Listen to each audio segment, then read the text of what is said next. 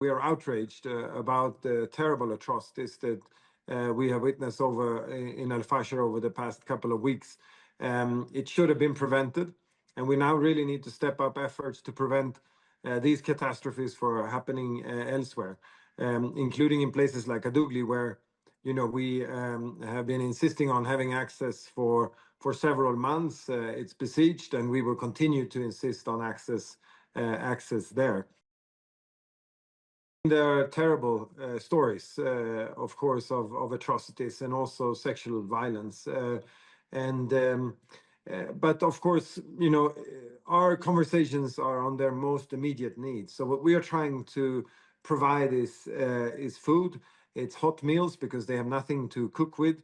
So we have community kitchens that provide hot meals. As soon as people have some means to cook for themselves, of course, it's more dignifying that they get food so that they can cook for themselves. And, as early as possible, we also want to step in and support people to get back on their feet. Kadugli is a besieged town where we have managed 3 weeks ago to get a convoy through. But that is a drop in the ocean in terms of the needs. And so, that needs to be consistent. We need, regular convoys and high volumes of assistance to go in because famine has been confirmed. And this requires a massive effort, not only, food elements. We also need to be able to go in with nutrition and other kinds of support to kind of return and to save lives.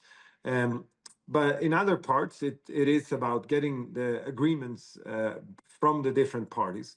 We have been able to assist up to 2 million people in Darfur, but we have not been able to reach el-Fasher. Hungry people are not only dying of hunger, they also die of related diseases that spring also out of lack of water and sanitation. And so we need a comprehensive response to this massive crisis.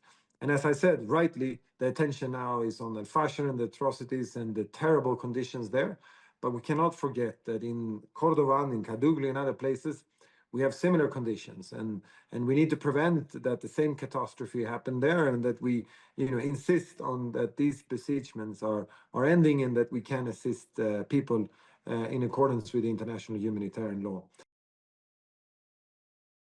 As a humanitarian agency as well, the focus is really on the life-saving works, but I think it's important to speak to the fact that there are needs across the country, and the international community needs to step up. I have been in the country this week together with colleagues and leaders from other UN agencies. We are determined to kind of join forces here in a surge of support and attention, but we need funding. We really need funding. WFP, we're assisting 5 million people a month right now, and we need the funding to follow that.